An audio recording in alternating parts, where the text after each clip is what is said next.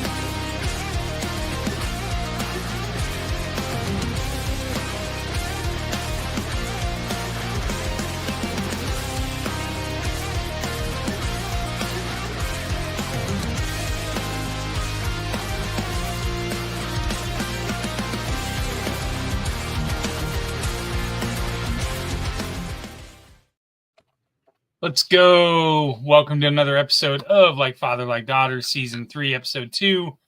I'm your host, Chris Shipley, as always with my daughter, or it would be really weird if we did that and we called it Like Father, Like Daughter and we had somebody else on. Yeah, just a random girl.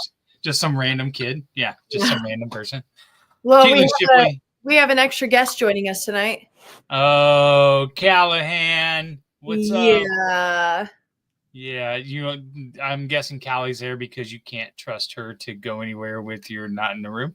Yeah, honestly, if she goes out of my sight line for more than 10 seconds, then I start to get worried. So how's the puppy life? Let's get an update on the puppy life. When Great, huh? Listen, when I first set out to adopting a dog or adopting a pet, I did not think I would get a dog, first of all. And then if I did get a dog, I did not think I would be getting like a puppy.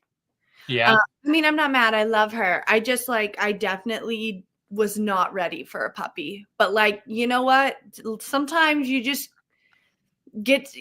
have to get a puppy, but That's I love right. her. She chews everything. Also with her being a Jack Russell Terrier, she chews everything. This toy. Yeah, but she doesn't bark, right? She doesn't bark very often, right? She does. Yeah, a little bit. This toy I bought for her Saturday. Shut up. It used to be a flamingo. And it was made out of the same material that fire hoses are made out of. Oh, well, give her a toy back. She wants it back. There's fluff constantly in my apartment. I had to confiscate Mr. Monkey and Mr. Dragon that you and Mom got her for Christmas because she ripped off 3 of Mr. Monkey's arms. I mean, 1 of his arms and 2 of his legs. 2 of his legs? Yeah. Poor little he's worse off than Lieutenant Dan. Oh my God. Nice cultural reference, though. Nice job. Thank you. So what have you been up to? Oh, nothing. I have been trying to hit the gym more consistently. I've actually been doing a really good job on that. And yeah, I mean, I actually start school, my grad school class next Monday. So okay. So how many first day jitters, a little anxiety. That's in person, right? Well, this first class I have is a hybrid, so it's face-to-face and in person. I need to check my email. I assume the first class is going to be in person. Okay. But I have a parking pass, so I don't have to worry about trying to find parking near Drake and stuff like that. So it's just the anxiety of getting back into the rhythm of being a student again. It was really nice not being a student. Yeah, I actually, my teaching partner has a practicum student, and I'm like, gosh, I am so glad I'm a student again, aren't I?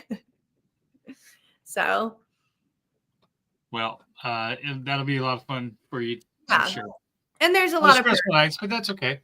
Yeah, there's a lot of perks. Like if I'm having a late night on campus, I have access to the facilities on campus. So like a gym, the library. Yeah. All that That's stuff. great. I don't know how much, and I can get like student discounts again and like student pricing on like tickets to Drake games and stuff. Oh, very nice. That'll be fun. Yeah, it'll be good. Let's see what's new with me. I started back to the gym, started back to Farrell's. For everybody that maybe is not watching part of the Old Man Strength Challenge stuff that I'm doing a blog on Three Beards Media, a video blog. Caitlin joined me on Farrell's orientation day, took some video of me doing my weigh-in and things like that. Such 2 a weeks. good videographer. I know, right? I'm a week and a half in. I missed tonight because of the weather. Just wasn't sure how bad it was going to get. Well, I got the Mustang, and I what? Is your wife not home? Could you not? She's home. Could you not use the Traverse? I was at work.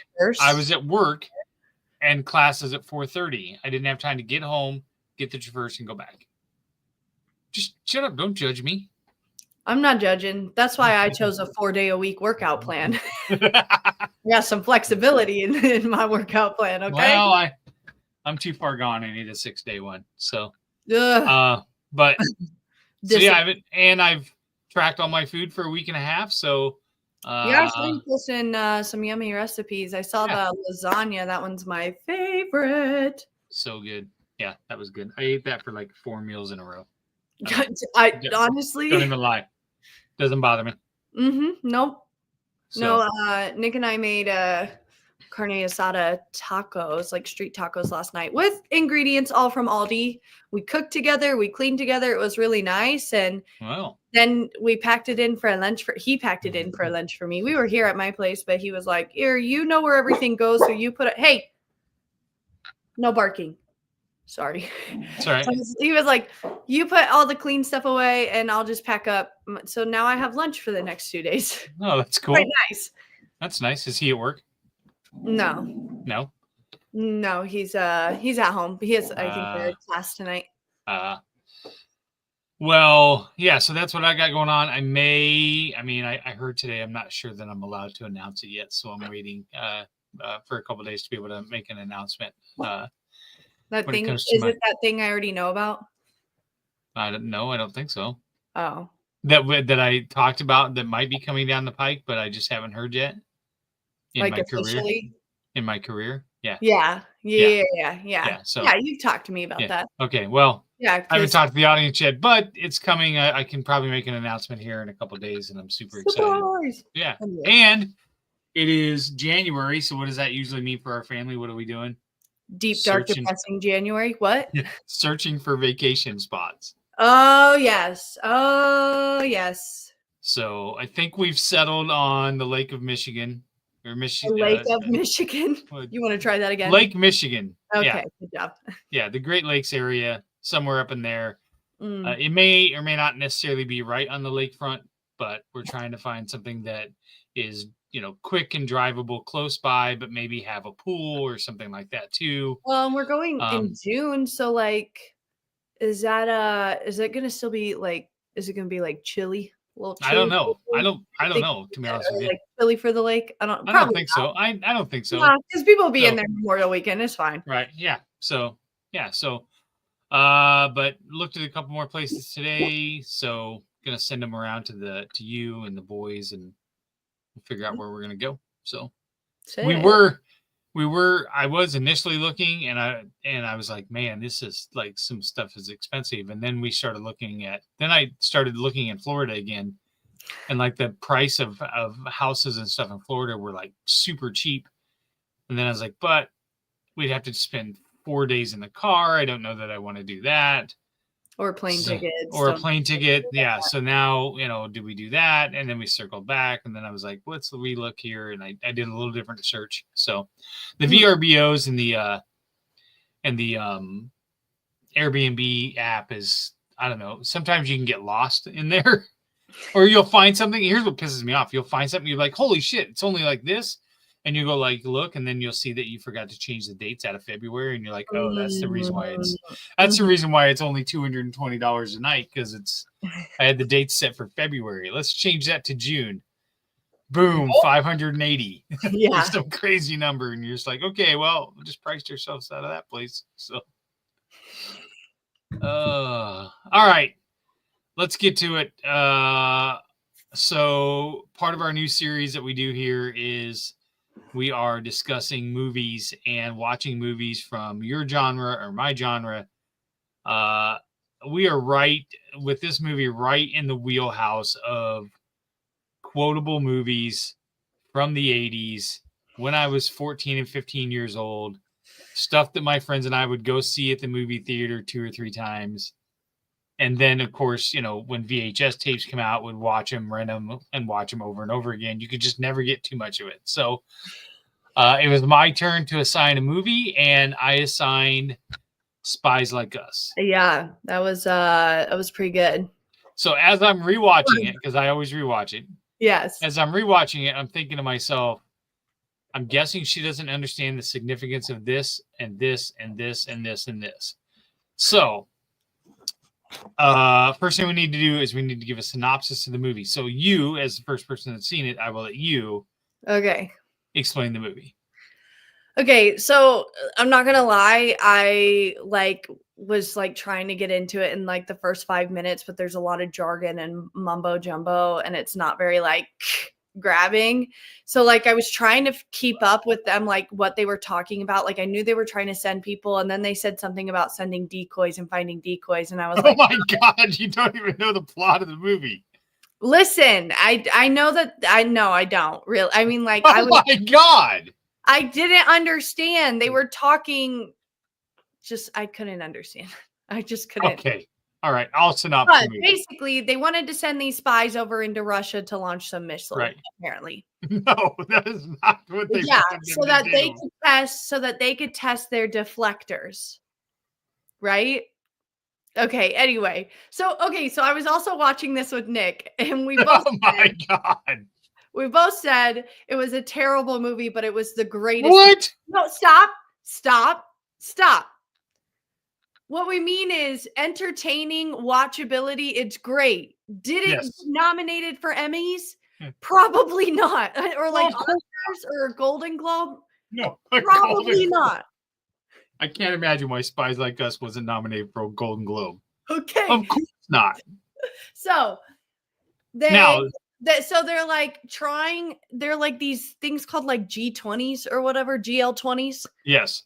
These super, super really good spies, and you have to test and pass this test to do this. Correct. Yes. So they're trying to find 2 decoys, and then there's these 2, one's a reporter who gets put into a back room to report to, I'm assuming, the really terrible journalists.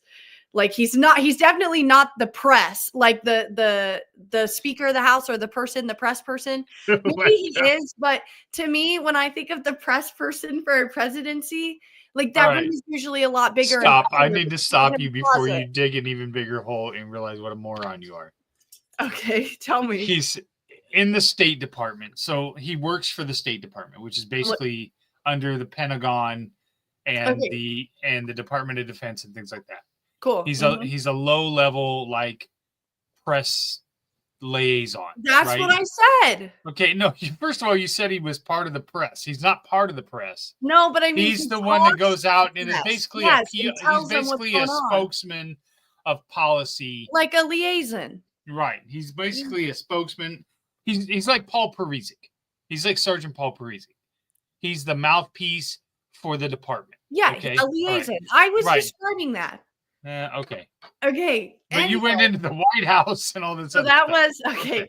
Well, that was Chevy Chase's again. I was trying to. That was Chevy Chase's into the movie. Yeah. So, and then Dan Aykroyd's character was some technician who worked with hardware and could fix anything in the Pentagon as well. He was machinery guy. He was actually very, very smart and could figure out code. He knew a lot about build Russian things and the right. KGB. Yes. Right. So then these guys go to take this GL-20 test to become spies. Well, let's back up. Why was? Did you pick up on? I'll let you finish, and then we'll start over. I'll let you finish. Go ahead. Okay. I do want to point out that I did see pictures of Ronald Reagan. I almost started a drinking game and said, drink every time you see Ronald Reagan in the background. But fair. So they take this test, and then Chevy Chase's character is trying to cheat, and Dan Aykroyd's character starts to help him. And then they create this big old scene and cause. And then the two people who are looking for these decoys, for the GL-20 decoys, were like, these are the dumbest guys ever. They're perfect for the job. Right. They're our perfect decoys. So then they send them basically to this basic training camp to get trained. And then Chevy Chase and Dan Aykroyd are like, we want to go home. We don't want to do this. Right. And they're like, well, you're kind of forced to. And then they're like, okay, we're going to send you to Pakistan in the middle, and then you'll meet your contacts there. Right. Well, they didn't know that they were being set up to meet with the KGB. And they only caught on because Dan Aykroyd's character caught on and found it. And then they escape from the KGB. And they steal their vehicle and they go into this village. They say they're going to take turns sleeping. Chevy Chase's character is being annoying. They meet these doctors. Now, in the tent, I did pick up something about like the doctors in there were talking about like envoys, that they're waiting for the 2 envoys to come or whatever. Yeah. And they're waiting for, like, did the shipment of penicillin and other stuff come in or whatever? So I was like, I almost was like, was that kind of like an Easter egg to tell me that these people are spies too? Or is this just a coincidence? They meet the doctors. Apparently, like the top guy in this village, his brother or son or whatever has appendicitis. And one of the female doctors, who's very attractive, who Chevy Chase has been flirting with, is like, yeah, I can do surgery, except I have nerve damage. So I'm going to tell my good friend here, the other doctor, how to do it. And they're trying to figure out how to take this guy's appendix out. And before they cut, the guy dies. And then they have to run away again because everyone hates him and wants to kill him. So you realize that the doctor is a famous scene that everybody would quote in the 80s. It was like the greatest scene ever. I looked over at Nick. Me and my friend Scott Woodruff and Dean Hennessy would go, doctor, all the time in school. It was hysterical. Okay, go ahead. And then, okay, so here was what Nick and I couldn't figure out. So when they leave Pakistan, they steal the ambulance and they go into this other village. They call the top 2 head hunters who hired them and are like, hey, where are our contacts? And they're like, you're still alive? You need to go deep into Russian territory on this armored road and meet your contacts there. Now, to me, I would have been like, red flag. Red flag. Why are they sending me? Yeah, but they're dumb. That's the reason why. True. That's the reason why they're decoys. So then they see the doctor, the female doctor in the village in a disguise carrying something. And they're like, oh, maybe she's a spy for the other guys. Like, we should follow her. It's our American duty or whatever. Yep. Start following her. And then they somehow end up in Russia where it's snowy. And then they were all in different clothes. And we're like, wait a minute, where'd they get all these furs?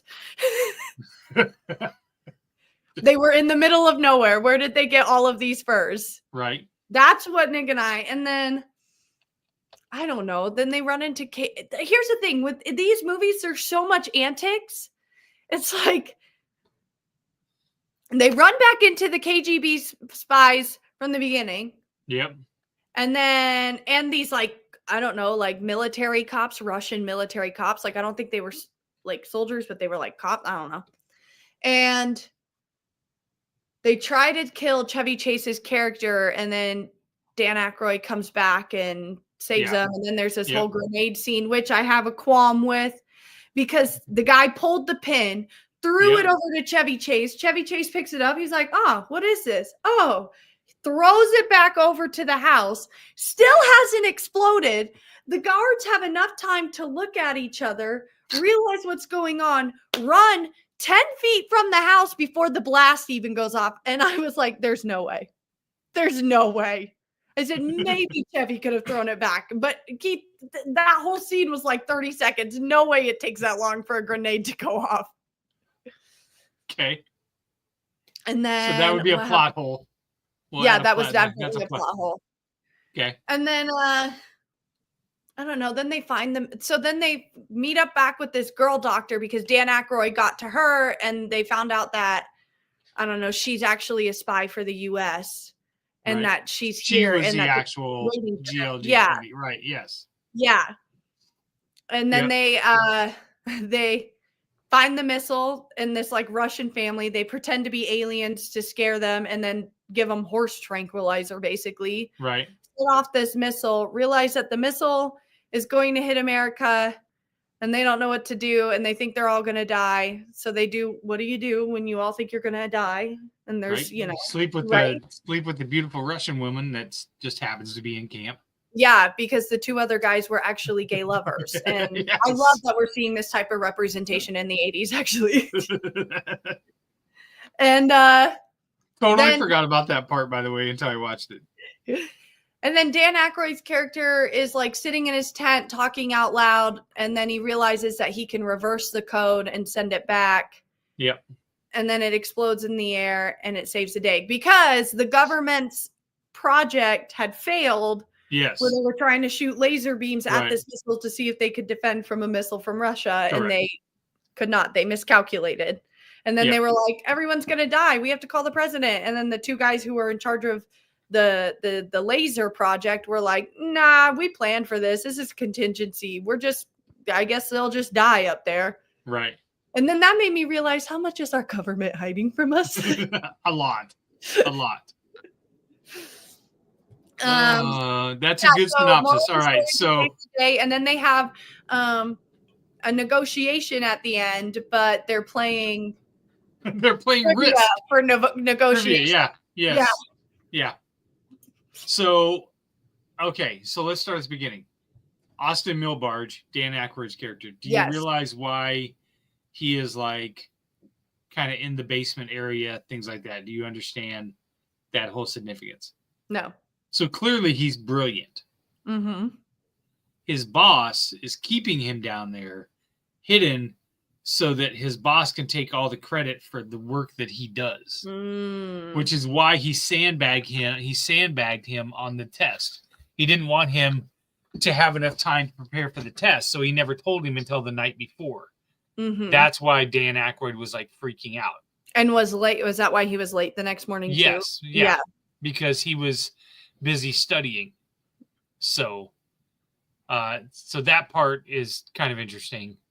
The other part that I'm curious your thoughts on,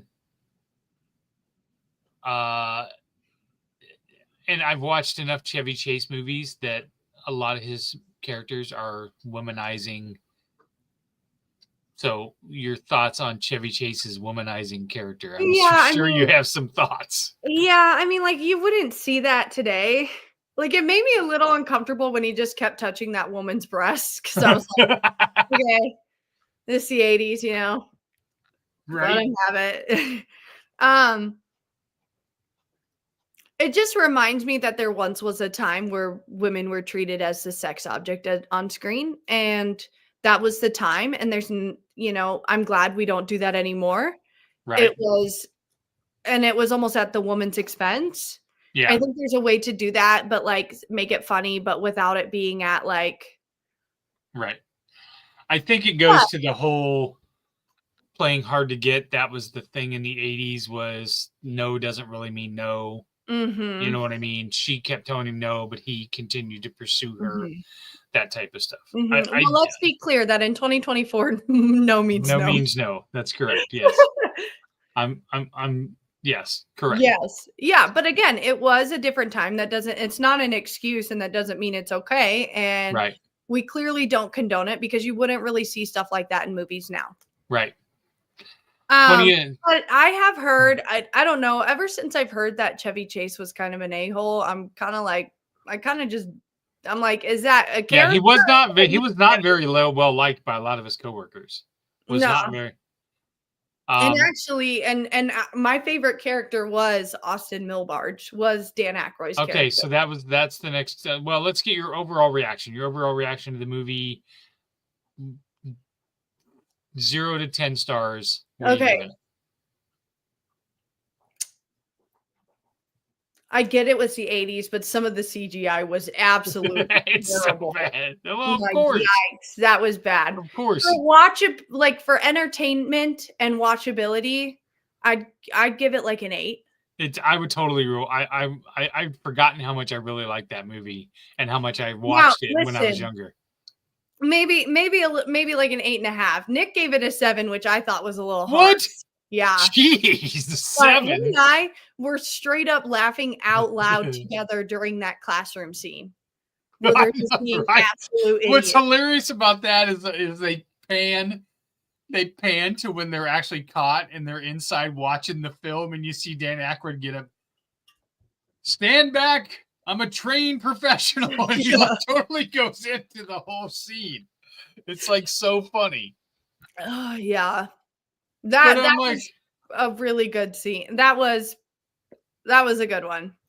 The training scenes are some of my favorites. When they're in the Geoforce thing and their whole face is like this and stretched out or whatever, and then they get done and they're like, "What, are you gonna go get something to eat?" Yeah.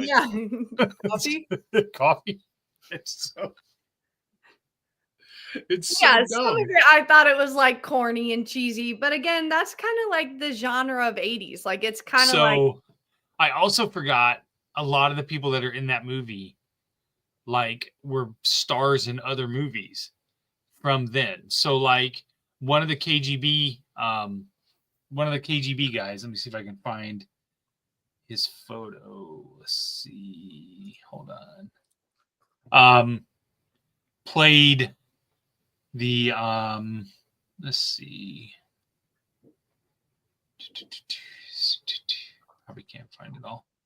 Well, first of all, the drill sergeant guy was a huge star back in the mid 80s, and that was a small part for him. But the 2 KGB agents that were the shorter one, really blonde hair, the shorter one, he played in Animal House in the late 70s. I don't know that I've seen. He was like, yeah, he was. Well, that's. I think you want to talk about debauchery and anything that would not fly nowadays is Animal House. I may have to have you. Might have to give it a watch. May not be Animal review. But... Animal House is the first movie I ever watched where I saw boobs. So it's got a special place in my heart. Oh my gosh. Okay. Best character. Your favorite character. I really liked Dan Aykroyd's character, Austin Milbarge. Yeah, I think he was my favorite. Wait, one of the guys I feel like who was like the people who picked the decoys. Yeah. I feel like I recognized him. Probably Bruce Davison. Let me look. Let me I'll share my screen and I'll hold on.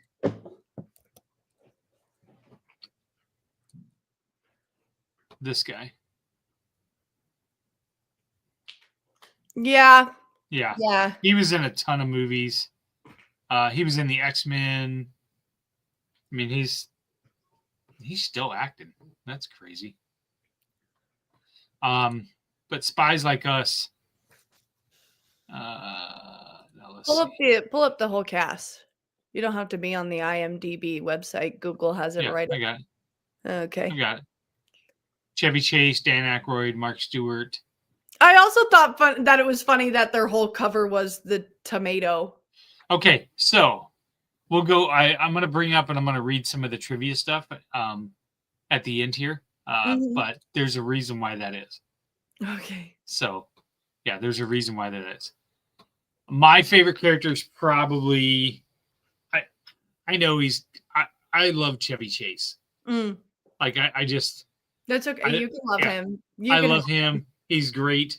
I'm probably gonna make you watch Fletch next because it's even better. We may go on a Chevy Chase like heavy, but all these guys: Chevy Chase, Dan Aykroyd, John Belushi, Bill Murray. All those guys came from like the original SNL cast from the late 70s. Okay. So they are iconic characters. All those guys started off in Saturday Night Live. So, plot holes or LOLs? Plot holes. I mean, like the whole weaponry, the whole like, How about the whole premise that they're actually going to launch a missile at themselves? Yeah. Like, what are we doing? Ain't no way. We would have bombed some tiny island and see if we can make it work. No way that would have happened. No. I wondered, as I watched it, if you understood how, like, Russia being a Soviet communist country and the Cold War, and how this was made in the mid 80s. So it was the United States and Russia, and that was it. Like, we were. Yeah, I wondered if you didn't understand the full significance of all of that. Yeah, I wonder. Yeah, that's a good point. It made me be more curious, definitely, about the Cold War. And actually, like, Nick was showing me, I was listening to this book on Spotify. Let me see if I can find it. Chaos, Charles Manson, the CIA, and the secret history of the 60s. Like, and they kind of talk about like communism and like the CIA, the CIA and the secrecy. Like, it definitely makes like interest me about what was going on, especially during the Cold War era. Like, I've always been really interested in World War II. I kind of have an interest in like Vietnam and the whole like why were we in Vietnam and that kind of stuff. We were in Vietnam to fight communism, and that was like the thing was after World War II, when communism came to ride, when communist Russia would start to move into certain territories, the United States would fight what they call a proxy war to stop them. They wouldn't necessarily be in the war and like fight, but they would fund it and things like that, similar to what we're doing in Ukraine now. Similar. But I mean, we were actually sending soldiers, and so the Korean War was technically fought between Korea and China, but it was really financed between the United States and Russia. Same thing with Vietnam. The North Vietnamese and the South Vietnamese fought, but North Vietnam was completely funded by the United States or by Russia, and the South Vietnam was us. Same thing in Afghanistan. The United States defended Afghanistan for years against Russian aggression. Yeah. And then when we pulled out, I mean, this is all intertwined. When we pulled out in the late 90s or in the early 90s, late 80s, early 90s, and left Afghanistan to just because Russia had pulled out. So we just stopped funding them. Then all those people that felt abandoned became hardcore anti-American because we abandoned them, and that led to the Taliban and led to 9/11. Because Osama bin Laden in the late 80s, his organization was funded by the United States government to fight the Russians. So I'm learning. So I'm learning things. So I wondered if you understood the cultural reference of how much and how, there was Russia was in our media was a hated, thing, and the Russians were evil and all those things. So interesting. All right, I'm gonna read some trivia here. We got a short show tonight, but that's all right. So some of this trivia is actually pretty funny. Okay. The film originally ended with the destruction of the world, but test audiences didn't like it, so a happier ending was shot with a soundstage in Burbank. I can't imagine that movie was ended with everybody dying. As a guest, So on the Chevy Chase show, this was actually a nighttime show. Chevy Chase had his own late night show at one point. Oh my gosh. Dan Aykroyd tells the story about how he and Chase had been pursued by a truck full of paratroopers while on location in Morocco. Aykroyd had taken a snapshot of the military unit, who then pursued them at high speeds back to their hotel, where they evaded detection by abandoning their Jeep and hiding inside a van with curtains in the windows. The next day, as a prank, Aykroyd had John Landis, the director, tell Chase that he had been arrested and should expect them to be coming for him next. Ace Tomato Company is most likely a reference to United Fruit, now Chiquita Banana, a company widely known to have been involved with the CIA in the mid-50s. One of the American soldiers is General Meigs. Henry Meigs, an American business magnate operating in South America, was the uncle of one of the founders of United Fruit. So they were like, that's the cover. In 2009, Family Guy presented something of a sequel to the movie called Spies, reminiscent of Us.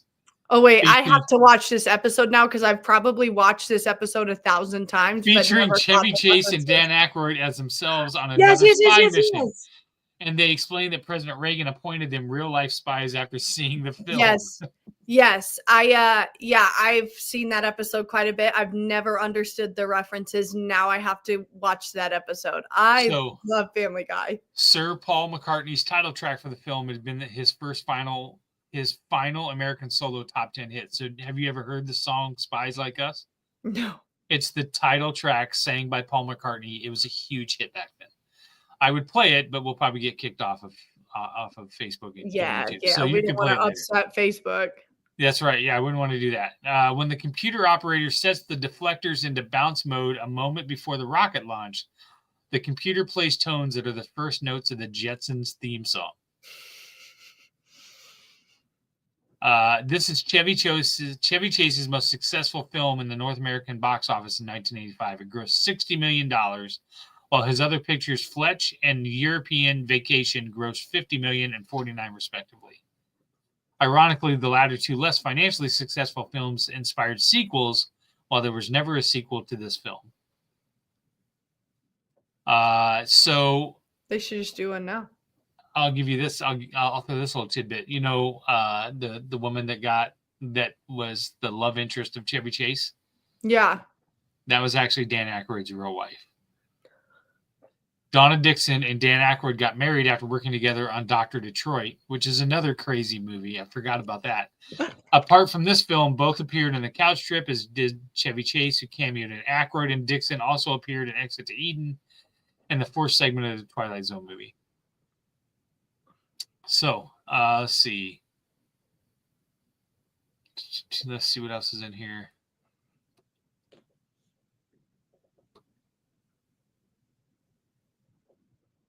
When Chevy Chase's coworker asks if he is taking the Foreign Service Board exam, he says, well, it's supposed to be all new this year, 500 questions in 2 hours. That means that an exam taker would have to answer a question every 14.4 seconds. Interesting. That's probably it. That's all. It was a good movie. I liked it. It's always been fun to watch. I enjoy going back and watching some of these older movies. So yeah, it's that one's really fun. Yep. All right. Are you open to any genre? I don't know. I don't really want to watch any horror films, if that's what you're talking about. You're so lame. What if it's not even like that scary? Like nobody dies. It's not gory. It's just ghosts. What is it? Okay. You have never seen it, but it's called Insidious. I've never seen it. Okay. Right. No. So do you want me to read you a synopsis? It's either that or I have another movie that's not a scary movie in case you're too much of a chicken. I'll tell you what, you got to pick. I can already see by the poster. I'm not sure I want to watch this. Okay. Parents, Patrick, played by Patrick Wilson and Rose Byrne, take drastic measures when it seems their new home is haunted and their comatose son is possessed by a malevolent entity.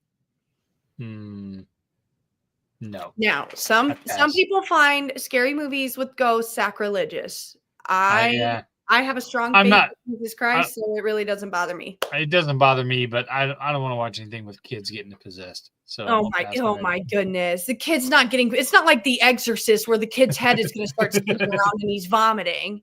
Okay, what's the other option? The other option was with but this one's kind of like a romance comedy, kind of sad, kind of happy. You might have seen it. It's called The Vow with Rachel McAdams and Channing Tatum. Jesus Christ. No, I've not seen it. Okay. Why are we picking these stupid movies? Paige and Leo, because I'm trying to pick movies that I watched in middle school and stuff. Like that, like Okay. Paige and Leo are happily married newlyweds, but their idyllic life together suddenly shatters when a car accident leaves her in a coma. When Paige awakes, she has severe memory loss and doesn't know Leo. She also has a confusing relationship with her parents and still harbors feelings for a former fiance. Despite these difficult obstacles, Leo is determined to renew their bond and rebuild their marriage. Tell you what, let's have Twitter decide. I'm going to make a poll right now. Well, I hope Twitter decides the scary movie. Do you want to hear some of the cast in this movie? Yes. Okay, in this one, Rachel McAdams, Channing Tatum, Jessica Lange, Scott Speedman. Oh, no, sorry. Yeah, Scott Speedman. I don't know these people. And then in Insidious... What was the name of that first one? Insidious. No, the other one. The Vow. In Insidious, they have Patrick Wilson. He's really popular. Rose Byrne is really popular. So is Lynn Shay. I've never heard of any of those people. Okay, well, I watch a lot of scary movies, so. Okay. It's out there. Recording Like Father, Like Daughter. Caitlin wants me to watch one of the following movies. You guys vote. The Vow or Insidious. God, that's neither one of those are great. Exactly. But you know what? This is what this is about. Sharing the movies that we liked. That's right. Before our brains were formed. That's right. All right, everybody. We didn't get to our sponsors. It's a short episode tonight, so we want to make sure that we're giving a shout out and talk a little bit about Revelton Distilling Company. I was down there Friday night with Jason from Drinks with Jason and got to sit down and interview Rob and Christy. We had a lot of fun, had some drinks, had a lot of conversation. And then, of course, Dan with Greenberry Realty, such a great partner. And then Kyle Lehman at Wintrust Mortgage. And checking them out, combine Dan and Kyle. You'll have Dan find you a house and then go get your mortgage from Kyle. That's the route to go. That's the way to do it. So, and then, of course, our studio sponsor, AKC Marketing and Andrew Downs.